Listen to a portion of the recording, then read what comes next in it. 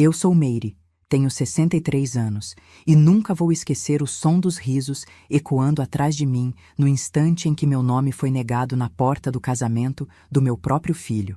Não foi um grito, nem um empurrão. Foi algo pior. A frieza. A certeza de que, naquele segundo, eu deixava de existir como mãe e passava a ser apenas um estorvo. A mão da minha nora segurava a prancheta com a lista de convidados, e os olhos dela me atravessavam como se eu fosse um erro a ser corrigido ali mesmo, diante de todos. Eu cheguei cedo.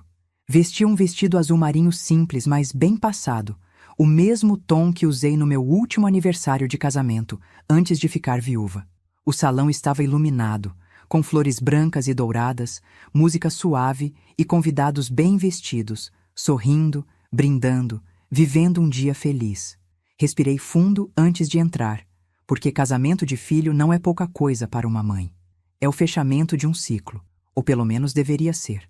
Dei 2 passos, sorri educadamente e disse meu nome. Foi então que ela levantou o queixo e falou, alto o suficiente para todos ouvirem.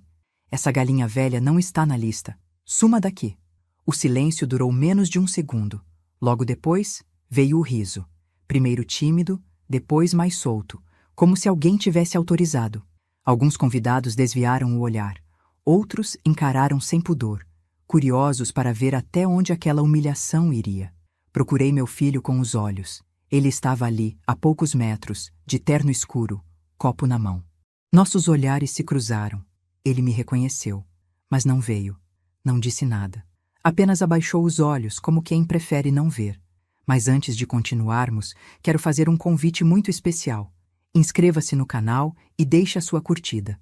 Isso me ajuda a ver que vocês me apoiam e gostam das minhas histórias. E comentem aqui embaixo de qual cidade vocês estão assistindo. Agora, vamos continuar. Naquele momento, algo dentro de mim quebrou. Não foi o orgulho. Não foi a esperança. Foi a última ilusão que eu ainda carregava de que meu papel de mãe era eterno. Eu pensei em tudo o que fiz para aquele homem que agora fingia que eu não existia. Pensei nas noites em claro quando ele tinha febre, nos turnos dobrados no trabalho, nos almoços que eu pulava para que nunca faltasse comida no prato dele. Pensei nas roupas simples que eu usava para que ele tivesse tênis novo na escola. Pensei na casa que eu vendi anos atrás, para ajudá-lo a dar entrada no apartamento onde ele agora começaria uma nova vida. A nora continuava me encarando, impaciente, como quem espera que um problema se resolva sozinho. A senhora está atrapalhando a entrada, ela disse, com um sorriso fino que não chegava aos olhos. Senti o rosto queimar. Minhas mãos tremiam, mas eu as mantive firmes ao lado do corpo. Não ia dar a ela o espetáculo das lágrimas. Não ali. Não daquele jeito. Engoli em seco e respondi apenas, tudo bem, então. Foi só isso. 2 palavras. Nenhuma súplica. Nenhum pedido. Virei as costas e caminhei para fora do salão enquanto os risos diminuíam e davam lugar a cochichos. Do lado de fora, o ar parecia mais pesado. Apoiei a mão na parede fria e respirei fundo, sentindo o coração bater tão forte que doía. Não chorei, não naquele momento. O choro ficou guardado para depois, para um lugar seguro. Caminhei até o ponto de táxi como se cada passo fosse um teste de resistência. Cada lembrança do passado tentava me puxar para trás, me fazer voltar e implorar por respeito. Mas eu não voltei. No caminho para casa, o motorista puxou conversa sobre o trânsito, sobre o calor, sobre coisas banais. Eu respondi com monossílabos. Minha cabeça estava longe. Revivia cenas da infância do meu filho, do primeiro dia de aula, do diploma na formatura, do sorriso orgulhoso quando conseguiu o primeiro emprego. Em nenhum desses momentos eu imaginei que, aos 63 anos, eu seria barrada como uma estranha, como alguém sem direito sequer de assistir ao próprio filho se casar. Quando cheguei em casa, a solidão me recebeu com um silêncio ensurdecedor. Tirei os sapatos devagar, sentei no sofá e fiquei ali, olhando para a parede, enquanto o peso da humilhação finalmente me alcançava. As lágrimas vieram, mas foram poucas.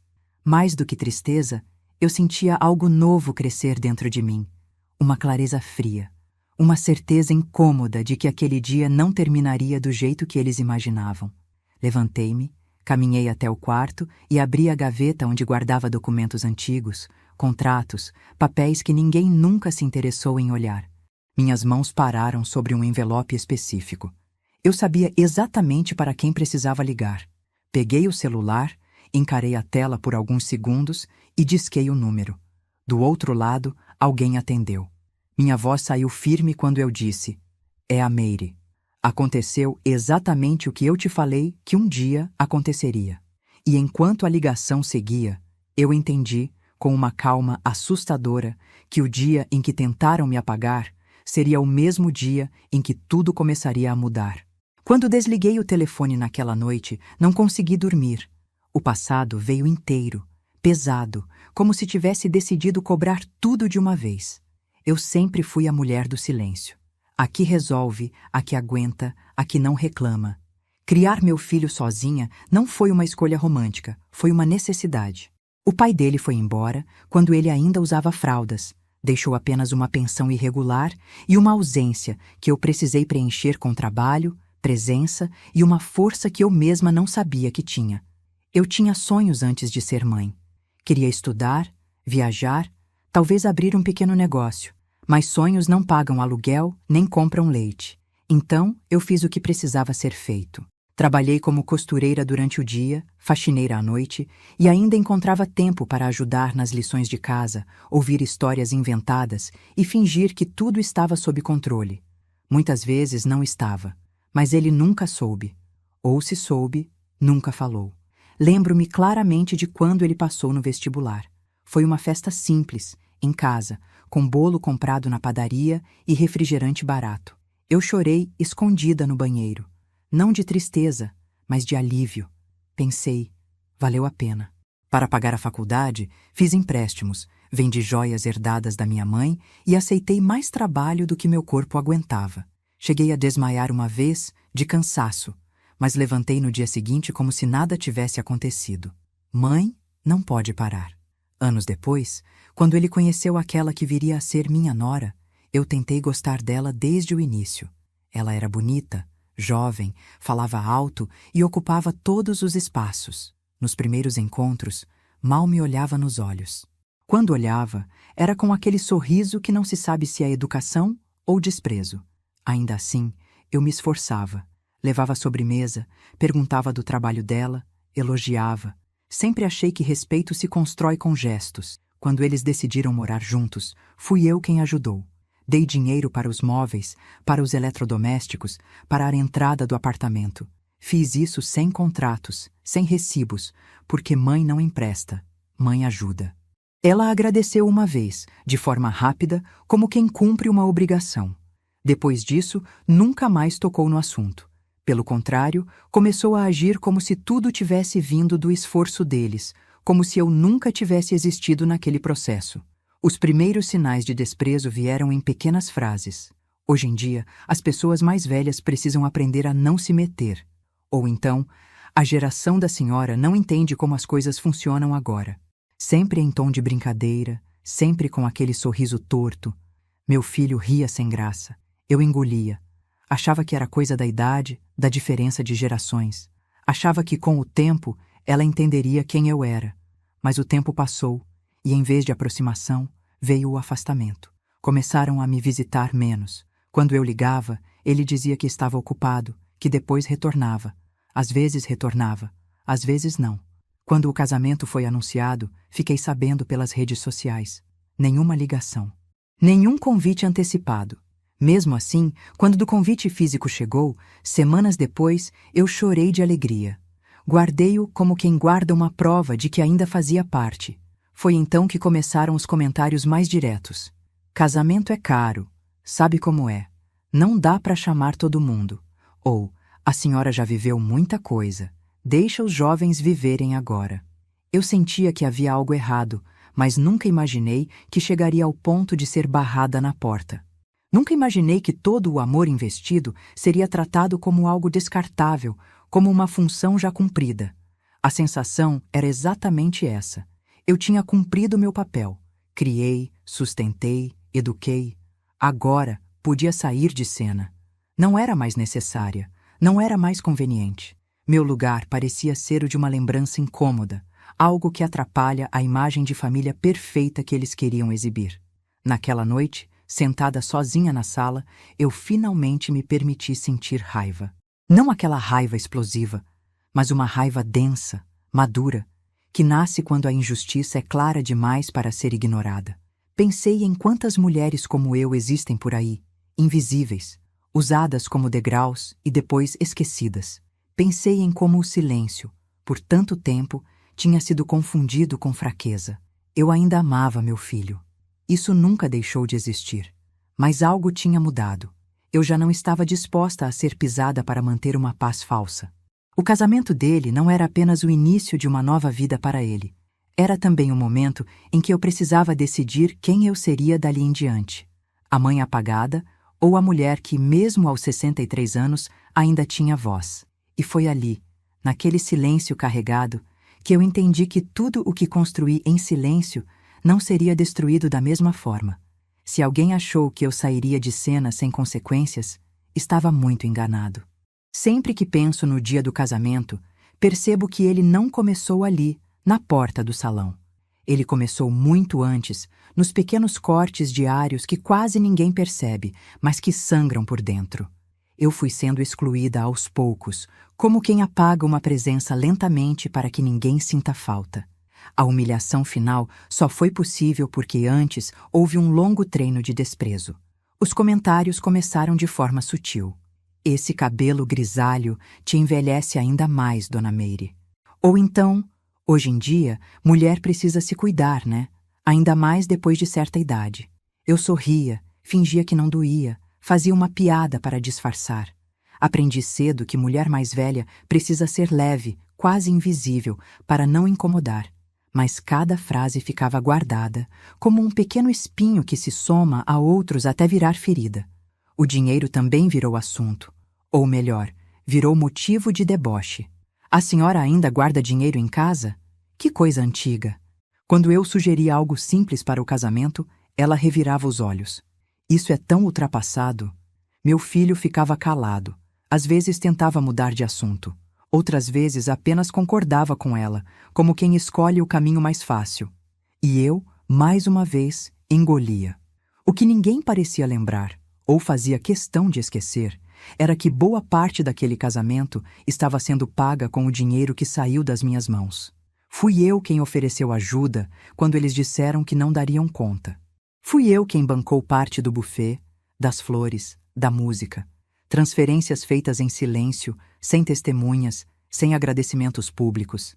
Não pedi para escolher decoração, não opinei na lista de convidados.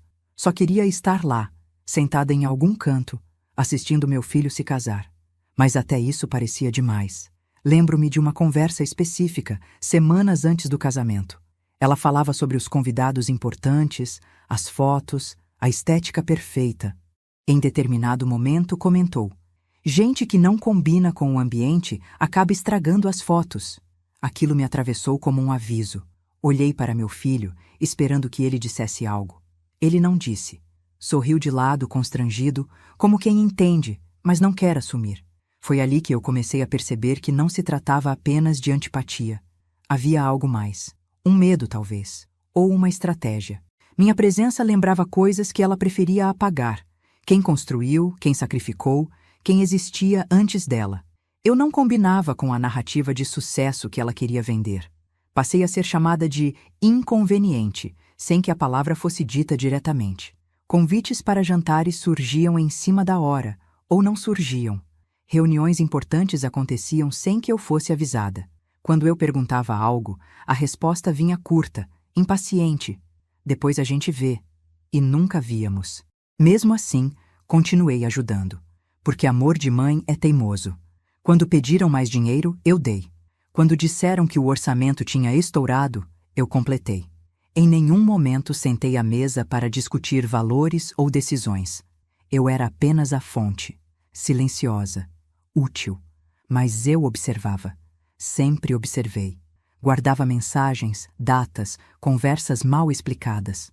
Não por desconfiança no início, mas por hábito. A vida me ensinou a ser organizada, a não depender da memória dos outros. E com o tempo, comecei a perceber incoerências. Histórias que não batiam, gastos que não faziam sentido, promessas feitas ao meu filho que nunca se cumpriam. Ela achava que eu era ingênua, que idade traz lentidão, esquecimento, submissão. Não percebeu que envelhecer também traz lucidez, que o silêncio pode ser estratégia. Enquanto eu sorria e concordava, juntava peças. Não por vingança, ainda não, mas por proteção. Algo dentro de mim dizia que um dia eu precisaria daquelas informações. Quando recebi o convite do casamento, semanas depois de todo mundo já saber, percebi que ele não era um gesto de carinho. Era um protocolo, um papel para cumprir. Meu nome estava ali, impresso, mas minha presença nunca foi desejada. Eu era a mulher que nunca foi realmente convidada, apenas tolerada até o último segundo. No dia em que fui barrada, tudo fez sentido. Não foi um impulso, foi a conclusão de um processo. A humilhação pública era só o capítulo final de uma exclusão cuidadosamente construída. E naquele instante, enquanto eu caminhava para fora do salão, eu já sabia que não estava indo embora derrotada. Eu sabia coisas que ninguém imaginava que eu soubesse. E pela primeira vez, entendi que talvez o maior erro deles tenha sido me subestimar. A porta se fechou atrás de mim com um peso que eu ainda não sabia decifrar. O silêncio dentro de casa era absoluto, como se o ambiente soubesse da vergonha que eu trazia de volta, como se as paredes esperassem que eu falasse, que me explicasse. Mas eu não tinha palavras para justificar o que havia acontecido. Aquilo não era mais sobre respeito ou justiça. Era sobre algo mais profundo, mais pessoal, algo que estava guardado por tanto tempo que até eu mesma tinha quase esquecido. Caminhei até o sofá, joguei a bolsa na mesa e me sentei. O coração ainda batia acelerado, mas não era mais por causa da humilhação. Não. Algo dentro de mim tinha se acendido.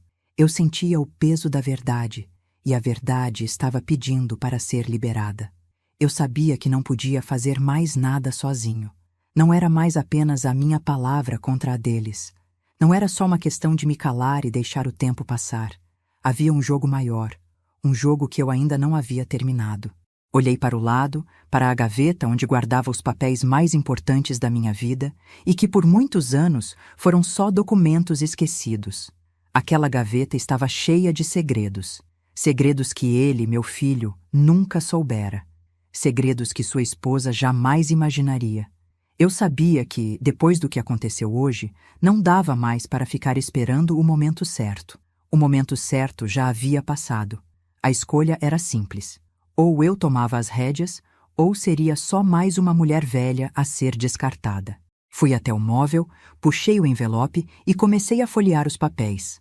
Contratos, recibos, registros de transações antigas, contas bancárias. Fui anotando mentalmente tudo o que precisava fazer. Aquelas evidências falavam mais do que qualquer palavra poderia expressar.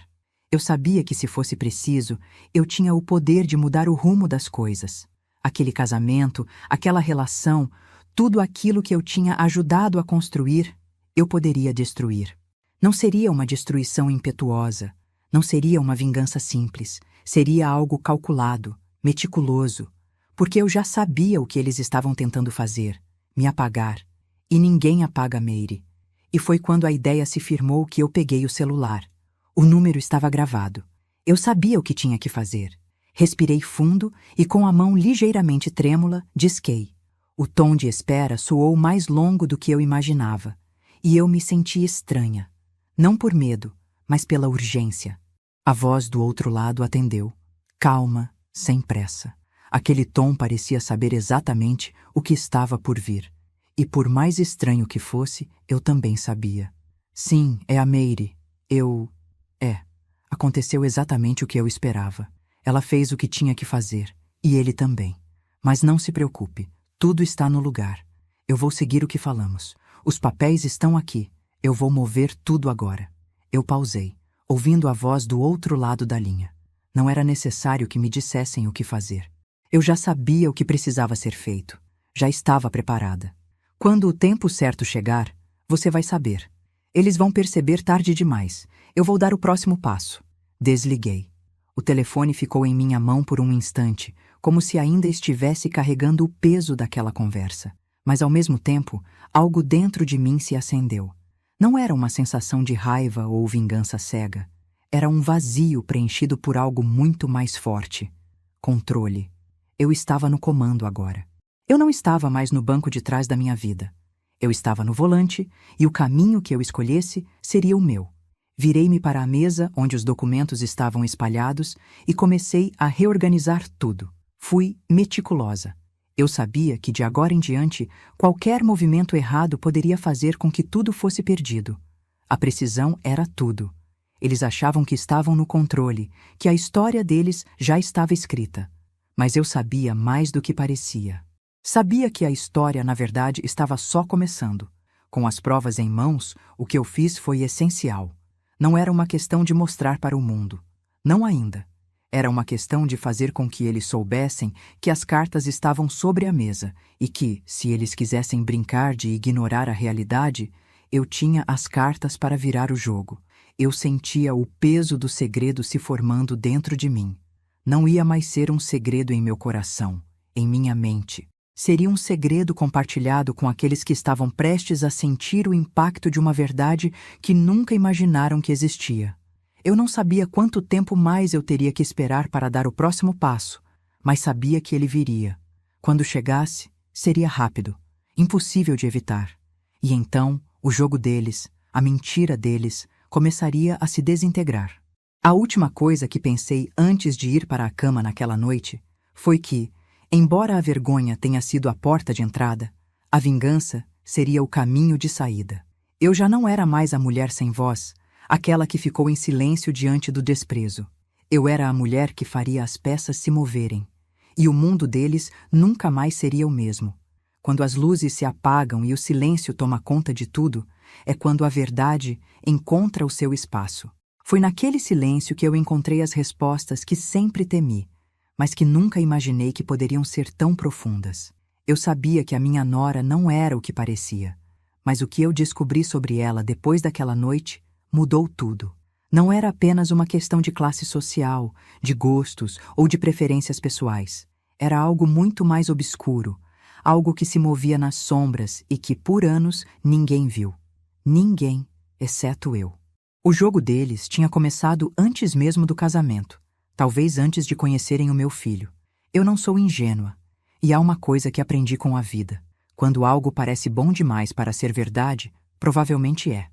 Minha nora sempre teve aquele olhar distante, calculista, como se estivesse sempre avaliando tudo e todos ao seu redor. Para ela, meu filho nunca foi uma verdadeira prioridade. Não era ele que interessava. O que ela queria, o que ela precisava, era a estabilidade financeira que ele representava.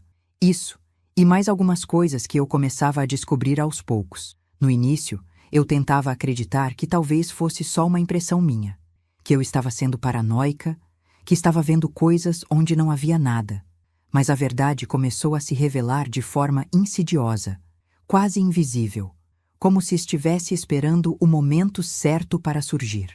Fui lentamente conectando as peças, sabendo que a primeira coisa que ela tinha feito quando entrou na vida do meu filho foi transformar a relação deles em um negócio, uma troca mútua, mas nunca um casamento de amor. Eu não sou rica, não tenho grandes bens, mas sempre fui o tipo de mulher que se organizou, que se planejou. Não gosto de gastar além do que posso, e por isso sempre fui uma mulher discreta com meu dinheiro. Porém, minha nora não pensava assim. Ela tinha uma forma peculiar de lidar com o mundo ao seu redor. Para ela, tudo tinha um preço, até mesmo os sentimentos.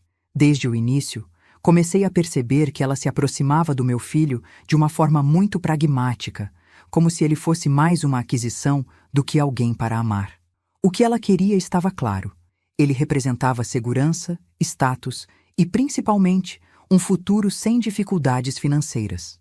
Ela sabia que ele sempre foi um homem bom, mas que tinha uma certa dificuldade em enxergar as pessoas além da superfície. E isso foi exatamente o que ela usou a seu favor. Eu vi, em uma das raras conversas que tivemos, um comentário dela que, à primeira vista, parecia inofensivo. Sabe, nunca pensei que o amor fosse tão negociável. Mas é incrível como as pessoas podem se envolver financeiramente sem nem perceber. Fiquei desconcertada, mas sem saber como responder. Era uma frase simples, dita quase como uma piada, mas com uma intenção tão clara que me arrepiou por dentro. Ela estava dizendo que, para ela, o amor tinha um preço. Depois, ao longo do tempo, fui começando a notar pequenos detalhes. Minha nora sempre se mostrava atenta aos presentes e a como meu filho gastava dinheiro. Não eram gestos de carinho, mas sim de cálculo. Eu a vi, em várias ocasiões, como se estivesse avaliando onde ele gastava mais, o que ele investia, como ele administrava o que tinha. Para ela, tudo isso era matéria-prima para o jogo que ela estava jogando. Ao contrário de mim, que me preocupei em oferecer apoio emocional, ela estava se preocupando em garantir que ele nunca tivesse que se preocupar com dinheiro, porque na cabeça dela, isso era o que realmente importava. Houve uma vez, antes do casamento, em que meu filho se atrasou para um encontro com ela. Estávamos em uma festa, e quando ele chegou, ela não perguntou como ele estava ou o que havia acontecido. Não. Ela apenas olhou para ele e disse, em um tom de voz que não deixava dúvida de sua insatisfação: "Estava preocupado que você tivesse algum problema com a nossa conta, mas parece que não. Que bom. Só que você atrasou, e isso pode nos custar uma oportunidade importante. Já pensou sobre isso?" A frase passou despercebida para muitos, mas eu escutei claramente. A preocupação dela não era com ele, com o que ele estava vivendo, mas com as implicações financeiras que o atraso podia trazer. Ela estava, em essência, controlando-o através do medo do dinheiro, do medo de perder status. E como se isso não fosse suficiente, as conversas que eu ouvi, nos momentos mais inesperados, me deram um gosto amargo na boca. Durante uma conversa casual, ela comentou sobre como ele estava investindo em um novo projeto e como ele deveria fazer isso, sem se envolver emocionalmente, sem coração, porque o coração pode prejudicar os negócios. Era mais uma pista que se encaixava na narrativa dela. Ela queria um homem forte, pragmático, e no fundo, o que ela dizia é que ele estava sendo moldado para atender às suas necessidades, e não o contrário. Eu, como mãe, ficava apreensiva, mas sabia que, por mais que ele estivesse sendo manipulado de certa forma, meu filho ainda possuía uma essência boa, honesta, que não se deixaria enganar completamente. Era isso o que me mantinha calma. Mas mesmo assim, as coisas começaram a mudar, e eu sentia uma frieza crescente da parte dela. Com o tempo, percebi que ela estava jogando um jogo muito mais complexo do que eu imaginava. Ela sabia o que fazer para se tornar indispensável na vida do meu filho, mas também sabia que tinha que ter um controle sobre tudo. Ela não queria apenas um marido. Ela queria um marido que fosse controlado por ela, que estivesse sob seu domínio. Um homem que não fosse capaz de se rebelar ou questionar suas intenções. Essa ideia me assombrava. Era um jogo de manipulação tão sutil que ninguém mais, nem mesmo meu filho, parecia notar. Mas eu, como mãe, sabia que esse controle não era saudável. Era tóxico, e ele estava sendo lentamente enredado nessa teia, sem perceber. Mas antes de continuarmos, me contem nos comentários o que vocês acharam da história até agora e o que fariam no lugar dela. Não saiam do vídeo, porque o que vem a seguir vai dar arrepios. A verdade, no entanto, sempre vem à tona. Quando começamos a abrir as caixas que achávamos que estavam bem fechadas, é aí que as surpresas começam a aparecer. E quando me dei conta de que minha nora tinha um esquema por trás de tudo, não foi uma grande revelação.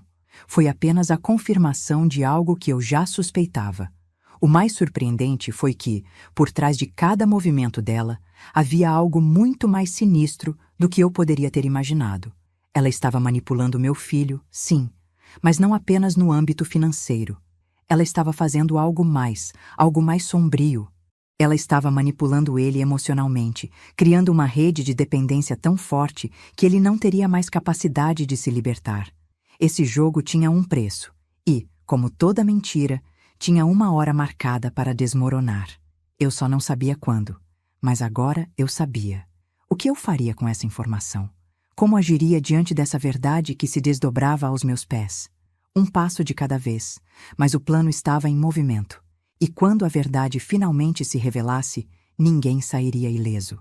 Enquanto eu permanecia fora da festa, sentada sozinha na sala da minha casa, algo invisível começava a se mover dentro do salão iluminado. Eu não precisava estar lá para sentir.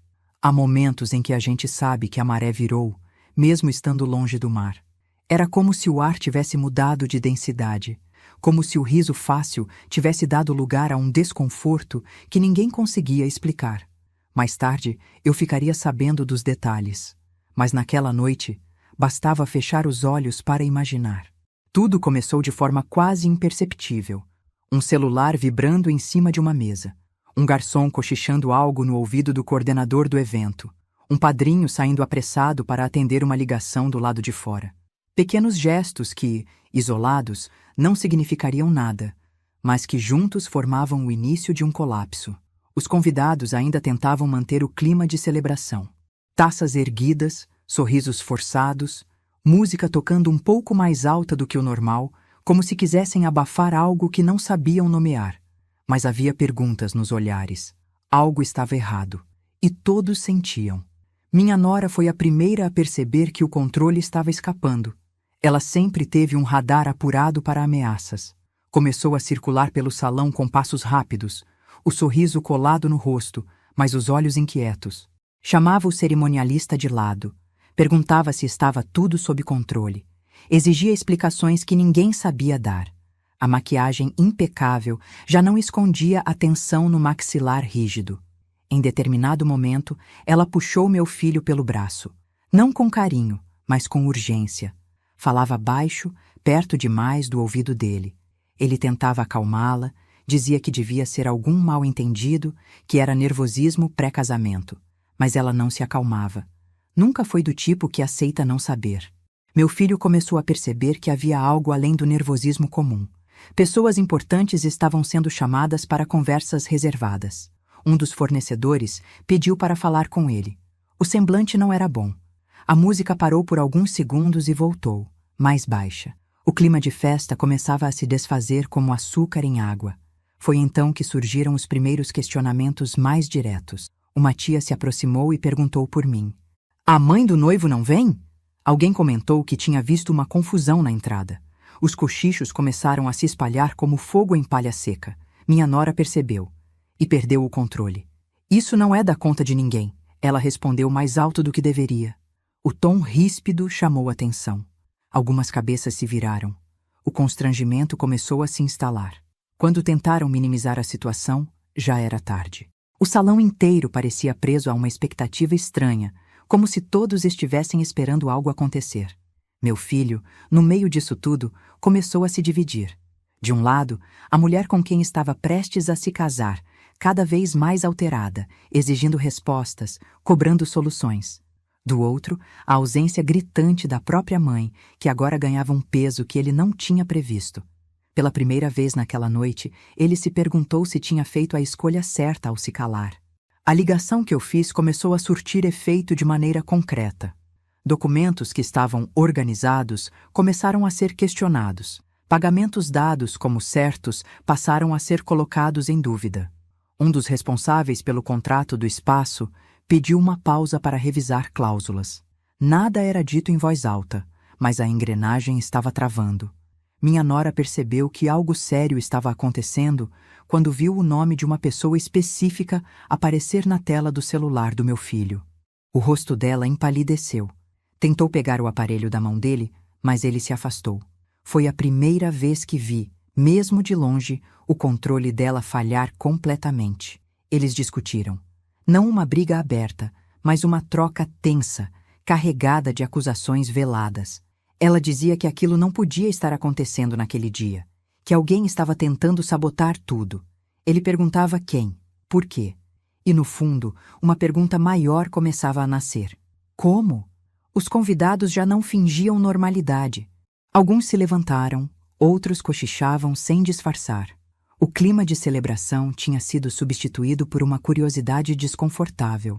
O casamento, que deveria ser um espetáculo de alegria, se transformava lentamente em um palco de tensão. Minha nora começou a suar. A postura confiante deu lugar a gestos bruscos. Ela ia e voltava, falava com pessoas diferentes, dava ordens contraditórias. Nada parecia funcionar. Quanto mais ela tentava controlar, mais tudo escapava. E isso a desesperava. Meu filho, por sua vez, começou a se calar. Observava, escutava. Pela primeira vez, ele não corria para apagar incêndios criados por ela. Algo dentro dele estava acordando. Talvez culpa, talvez dúvida, talvez a sensação tardia de que tinha ignorado sinais importantes. Em casa, eu me mantinha firme. O telefone estava ao meu lado, silencioso. Eu não precisava fazer mais nada. As peças já estavam em movimento. Tudo o que foi construído sobre silêncio, manipulação e desprezo começa a ruir quando a verdade encontra uma fresta. A festa não acabou oficialmente naquele momento, mas morreu ali. O brilho se apagou. A música virou ruído. Os sorrisos se tornaram máscaras pesadas demais para sustentar. E, no centro de tudo, minha nora começava a entender que aquele dia não seria lembrado como ela planejou. Ela ainda não sabia exatamente o que estava acontecendo, mas sabia que algo irreversível tinha começado. E pela primeira vez desde que entrou na minha vida, ela sentiu medo. A vergonha tem um som específico. Não é o riso, nem o choro. É o silêncio pesado que cai quando ninguém mais consegue fingir. Foi esse som que tomou conta do salão quando a verdade começou a sair do lugar onde tentaram enterrá-la. E naquele instante, sem que eu estivesse presente fisicamente, meu nome voltou a circular. Não mais como piada, mas como resposta. Tudo começou quando um dos responsáveis pelo cerimonial pediu o microfone. Não era parte do roteiro. A música cessou de vez. As taças pararam no ar. Ele pigarreou, visivelmente desconfortável, e disse que precisava esclarecer uma questão técnica antes de prosseguir. Bastou isso para que os olhares se voltassem para a noiva. Ela tentou sorrir, mas o sorriso tremia. O problema técnico tinha nome. Pagamentos divergentes, contratos assinados por terceiros, valores quitados por uma conta que não correspondia ao que constava nos registros apresentados por ela. Nomes começaram a ser citados. Datas. Comprovantes. Cada palavra parecia arrancar um pedaço do controle que ela achava ter. Meu filho empalideceu. Pela primeira vez, ouviu meu nome associado não à confusão, mas à solução. Esses valores foram pagos pela senhora Meire, disse o homem, sem saber que, ao pronunciar meu nome, estava virando a chave da história. Um burburinho percorreu o salão. Alguns convidados se entreolharam. Outros começaram a juntar peças que antes não faziam sentido. A mãe do noivo, a mulher barrada na entrada, a financiadora invisível. Minha nora tentou interromper. Caminhou rápido até o microfone, dizendo que aquilo podia ser resolvido depois, que não era o momento. A voz dela falhou. O cerimonialista, constrangido, recuou um passo, mas alguém do jurídico do espaço interveio. Disse que precisava esclarecer ali mesmo, por questões legais. A palavra legal tem um efeito devastador quando alguém sabe que construiu tudo sobre omissões. Meu filho deu um passo à frente. Pediu explicações. Não com raiva, mas com uma confusão dolorosa estampada no rosto. Ela tentou desviar, dizer que era tudo um mal-entendido, que eu estava tentando aparecer, que sempre gostei de controle. Foi aí que a vergonha começou a trocar de lugar. Uma das convidadas, que até então observava em silêncio, falou em voz alta. Mas se foi a mãe dele que pagou, por que ela não está aqui? A pergunta ecoou como um tapa. Outras vozes se juntaram. Ela não foi convidada? Eu vi uma discussão na entrada. Ela foi humilhada? As palavras começaram a se empilhar e não havia mais como segurá-las. Minha nora perdeu o chão. O rosto ficou vermelho, depois pálido. As mãos tremiam. Ela tentava falar, mas as frases saíam desconexas. O controle, tão cuidadosamente construído, se desfez diante de todos. Não havia roteiro para aquele momento. Não havia sorriso treinado que sustentasse a queda. Meu filho olhou em volta e percebeu algo que nunca tinha visto. Os olhares de reprovação não estavam mais voltados para mim. Estavam voltados para ela, para a noiva perfeita. Para a mulher que todos agora viam como alguém capaz de humilhar a própria sogra em público, enquanto aceitava silenciosamente o dinheiro dela. Alguém pediu para chamar a mãe do noivo. Outro sugeriu que eu fosse buscada. Ela entrou em pânico. Disse que eu estava manipulando tudo, que eu sempre fui controladora, que aquilo era uma vingança. Mas a palavra vingança soou fraca diante dos fatos. Documentos começaram a circular. Mensagens foram mencionadas, datas confirmadas. A verdade, quando decide aparecer, não pede licença. Meu filho se afastou dela. Não fisicamente apenas, mas emocionalmente. Era visível. Ele passou a mão no rosto, respirou fundo e disse algo que ninguém esqueceu. Você sabia de tudo isso e ainda assim fez o que fez com a minha mãe? A pergunta ficou sem resposta. Não havia argumento possível. A vergonha, que antes era minha, agora tinha endereço certo. Minha ausência virou presença. Minha dignidade, antes pisoteada, passou a ser reconhecida. Eu, que tinha sido chamada de inconveniente, agora era vista como a mulher que sustentou tudo sem exigir aplausos. Minha nora começou a chorar. Não um choro de arrependimento, mas de desespero. O choro de quem perde o controle da narrativa, de quem percebe que a imagem cuidadosamente construída está desmoronando diante de uma plateia que já não acredita. O casamento foi interrompido, não oficialmente cancelado naquele instante, mas suspenso. As pessoas começaram a sair, comentando, cochichando, levando consigo uma história que não era a que tinham vindo celebrar. O salão se esvaziava enquanto a verdade ocupava todo o espaço. Em casa, meu telefone tocou. Não atendi. Eu sabia. Não precisava ouvir. A vergonha tinha trocado de lugar. E naquele momento, pela primeira vez desde que tudo começou, eu senti algo próximo da paz. Ele chegou no fim da noite. Não bateu a porta como costumava fazer. Girou a chave devagar, como quem não tem certeza se ainda é bem-vindo. Eu estava sentada à mesa da cozinha, com uma xícara de café já frio entre as mãos. Não me levantei. Não corri para abraçá-lo. Aquele encontro precisava acontecer sem gestos automáticos, sem o conforto fácil que sempre nos salvou do que realmente precisava ser dito. Ele entrou, tirou o paletó e o jogou sobre a cadeira. Os olhos estavam vermelhos, não sei se de choro ou de cansaço. Talvez dos dois. Ficamos alguns segundos em silêncio, olhando um para o outro como estranhos que compartilham um passado pesado demais para ignorar. Mãe, ele começou, e a voz falhou. Levantei a mão, pedindo silêncio. Não por crueldade, mas porque eu precisava falar primeiro. Se deixasse, ele se explicaria. Pediria desculpas apressadas, tentaria consertar tudo com palavras que vinham tarde demais. Senta, eu disse, firme. Ele sentou. Respirei fundo.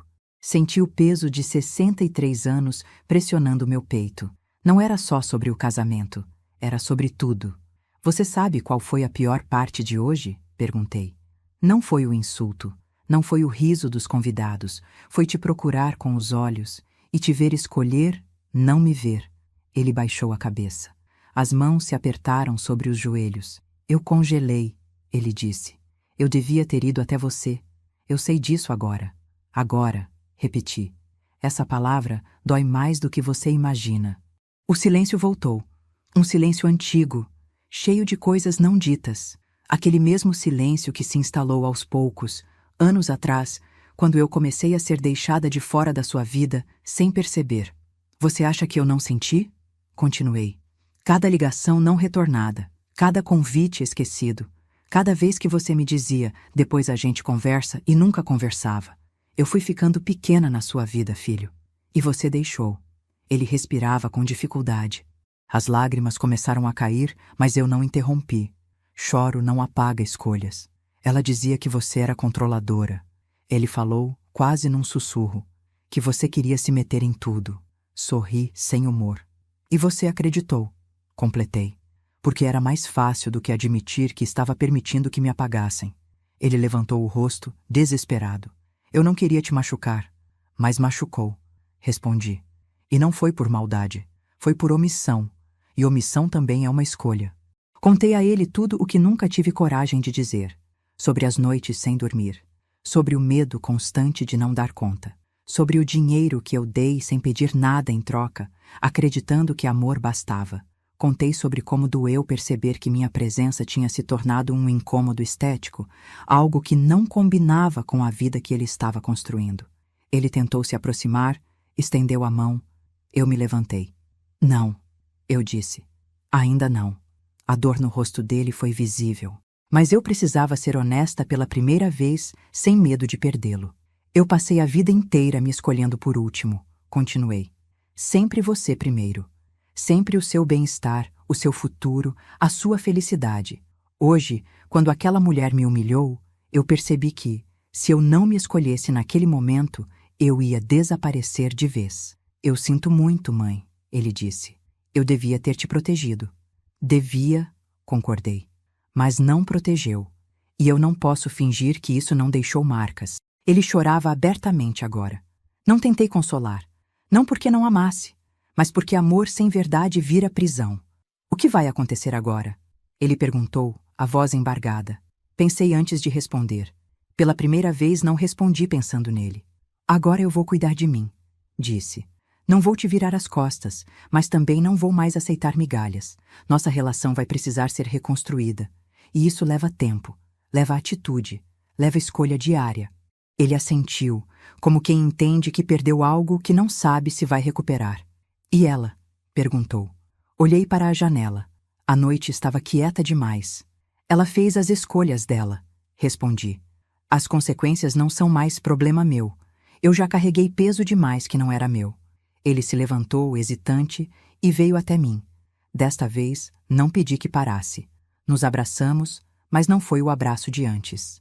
Foi um abraço frágil, cauteloso, como quem segura algo quebrado com medo de piorar a rachadura. Quando ele foi embora, sentei novamente à mesa. O café continuava frio, mas eu não estava. Pela primeira vez, eu tinha dito tudo. Pela primeira vez, eu tinha me escolhido sem pedir permissão. E mesmo com o coração pesado, eu sabia. Não havia volta. Eu não seria mais a mulher que se anula para caber na vida dos outros. Eu era Meire. E isso, finalmente, era suficiente. Os dias que se seguiram ao casamento interrompido foram mais barulhentos do que qualquer grito. Quando uma máscara cai, ela não cai sozinha. Leva junto tudo o que estava sustentado por ela. E a queda da minha nora não foi rápida nem limpa. Foi lenta, pública e irreversível. Na manhã seguinte, as mensagens começaram a circular. Grupos de família, amigos em comum, conhecidos distantes que nunca tinham se interessado por mim, agora queriam saber o que realmente aconteceu. As versões tentaram se multiplicar, mas nenhuma conseguiu apagar os fatos. Documentos falam, comprovantes não discutem. A verdade, quando registrada, não depende da opinião de ninguém. Ela tentou se antecipar. Postou uma foto antiga nas redes sociais com uma legenda sobre inveja e gente que não suporta ver a felicidade dos outros.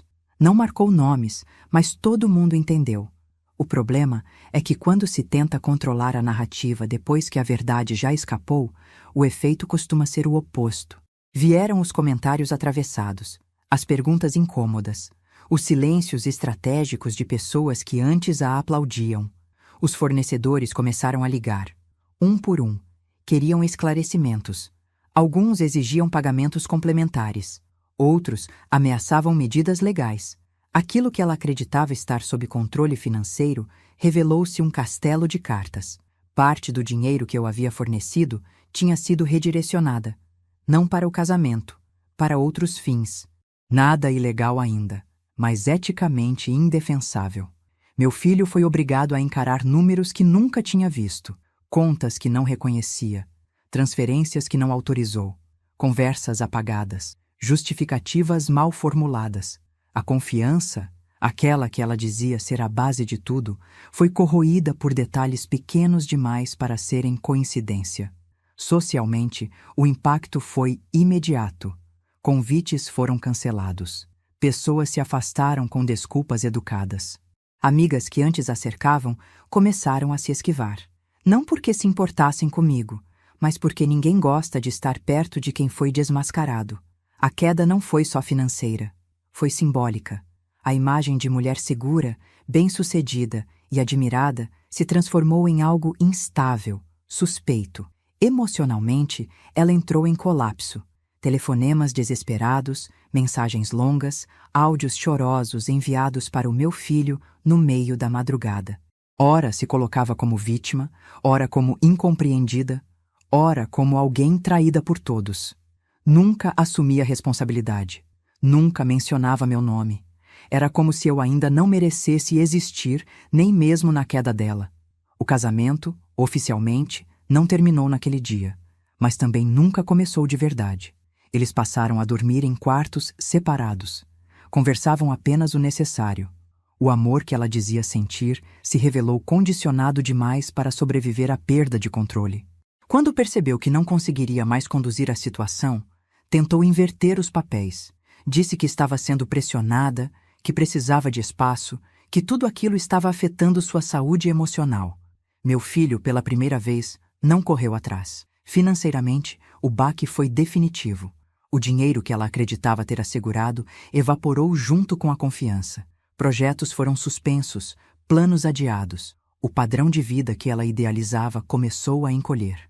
E isso, para ela, foi mais doloroso do que qualquer julgamento moral. Eu acompanhei tudo à distância. Não liguei, não mandei mensagens, não fiz discursos. A justiça que se desenhava não precisava da minha voz. Precisava apenas da verdade em movimento. E ela estava. Houve um momento específico, dias depois, em que ela apareceu na minha porta. Não avisou.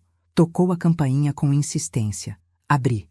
Ela estava diferente. Sem maquiagem, sem postura, sem aquela segurança ensaiada. Os olhos inchados, a voz instável.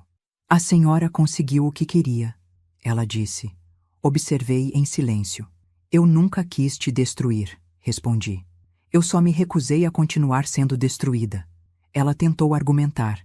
Disse que tudo tinha saído do controle, que nunca imaginou que chegaria àquele ponto, que estava arrependida. Arrependida de quê? Perguntei. De me humilhar ou de ter sido descoberta? Ela não respondeu. Foi ali que entendi que não haveria redenção naquele diálogo. Não para ela. Não naquele momento. A justiça emocional não exige pedido de desculpas quando o reconhecimento da dor nunca existiu. Vá embora, eu disse com calma. Esse capítulo não me pertence mais. Ela foi, sem gritar, sem chorar. Pela primeira vez, sem saber o que fazer. O casamento não terminou com fogos, nem com festa. Terminou com silêncio, portas fechadas e escolhas sendo revistas. Não houve polícia, nem tribunal. Mas houve algo mais devastador. A perda da imagem, do controle e da narrativa. E eu? Eu segui em frente.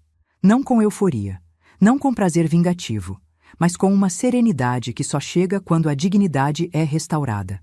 A queda dela não foi minha vitória. Foi apenas a consequência inevitável de uma história construída sobre desprezo. A justiça, às vezes, não faz barulho, mas quando chega, ninguém ignora. Eu não chorei quando tudo terminou. Não porque não doeu, mas porque já tinha chorado o suficiente ao longo da vida por coisas que nunca voltaram. Chorei quando fiquei viúva cedo demais. Chorei quando trabalhei doente porque não podia faltar. Chorei quando engoli humilhações achando que amor exigia silêncio. Naquele dia final, quando o casamento do meu filho se desfez do jeito que se desfez, eu não chorei. Eu respirei. E isso, para mim, foi libertador. Os dias seguintes foram estranhamente calmos. Não aquela calma artificial que antecede uma tempestade, mas uma calma honesta, quase tímida, como quem aprende a caminhar sem carregar um peso antigo nas costas. Eu acordava cedo, fazia café, sentava perto da janela e observava a rua acordar comigo. Pela primeira vez em muito tempo, eu não sentia urgência. Não precisava provar nada para ninguém. Meu filho me ligava com frequência. Às vezes para contar coisas práticas, às vezes apenas para perguntar como eu estava. As conversas eram cuidadosas, respeitosas. Não havia mais aquele tom apressado, aquela sensação de que eu atrapalhava. Ele estava aprendendo. Eu também. Não cobrei explicações adicionais, não pedi promessas. Relações não se consertam com discursos, mas com presença contínua. E eu estava disposta a ver até onde ele iria. Quanto à minha ex-nora, o silêncio se instalou como um acordo tácito. Não nos falamos mais. Não por ódio, mas por encerramento. Algumas histórias precisam terminar sem aplausos, sem reconciliação, sem cena final. Precisam apenas terminar. E terminou. Muita gente me procurou depois. Algumas pessoas pediram desculpas, outras disseram que sempre souberam que eu não merecia aquilo. Eu agradeci, mas não me alimentei dessas falas. Reconhecimento tardio não cura feridas antigas. O que cura é a decisão de não permitir novas. Eu não me coloquei como vítima, porque isso também seria uma prisão. Tampouco me vesti de heroína. Não salvei ninguém. Não destruí ninguém. Apenas parei de me diminuir para caber na expectativa alheia. Aprendi, aos 63 anos, algo que deveria ter aprendido muito antes. Dignidade não se negocia, não se implora, não se espera. Dignidade se assume. Houve uma noite em especial, semanas depois, em que sentei no quarto e abri uma caixa antiga de fotografias. Eu aparecia jovem, sorrindo, cheia de planos. Por muito tempo, achei que aquela mulher tinha desaparecido. Mas ela não desapareceu. Ela só ficou soterrada por obrigações, por silêncios, por escolhas feitas sempre em função dos outros. Ali, olhando aquelas fotos, eu a reencontrei. Não senti arrependimento por ter sido mãe dedicada. Faria tudo de novo. O amor que dei ao meu filho nunca foi um erro. O erro foi achar que, por ser mãe, eu precisava aceitar qualquer coisa. Amor não exige anulação. Nunca exigiu. Fui eu que aceitei isso como verdade. Comecei a fazer pequenas coisas por mim. Coisas simples, mas significativas. Voltei a caminhar pela manhã. Mudei o cabelo. Não para parecer mais jovem, mas para parecer mais eu. Reorganizei a casa. Doei o que não me representava mais. Cada gesto era um recado silencioso para mim mesma. Você ainda está aqui. Também passei a falar mais. Não a falar demais. Não a justificar minha existência, mas a dizer não quando era preciso. A colocar limites sem culpa. Descobri que limites não afastam quem importa. Afastam apenas quem se beneficiava da sua ausência de limites. Meu filho, aos poucos, começou a perceber isso. Ele não vinha mais esperando que eu resolvesse tudo. Vinha para ouvir, para estar.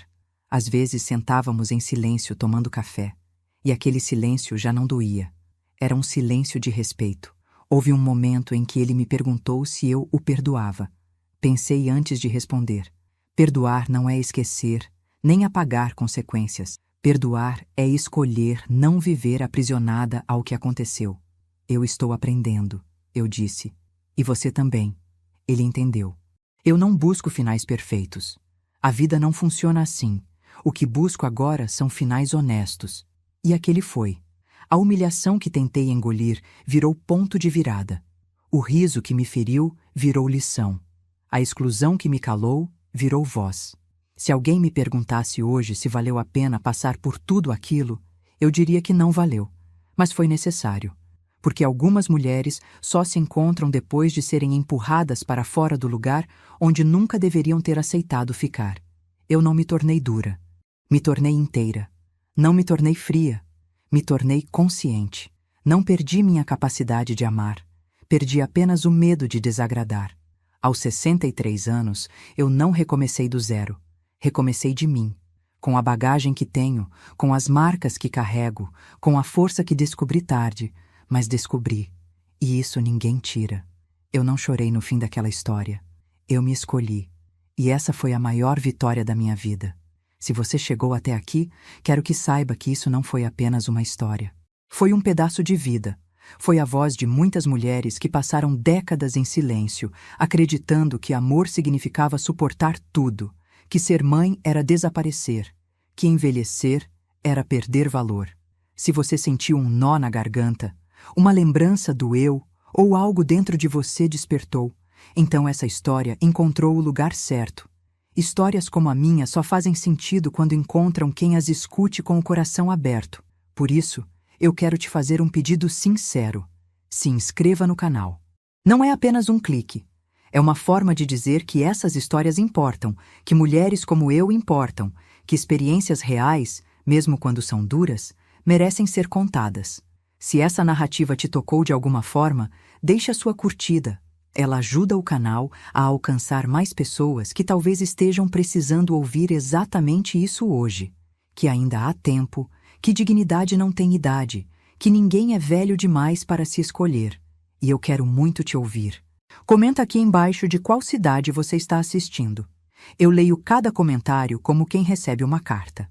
Saber de onde você vem me lembra que essa história não ficou presa a um salão de festas ou a uma família específica. Ela atravessou cidades, estados, vidas. E talvez a sua também.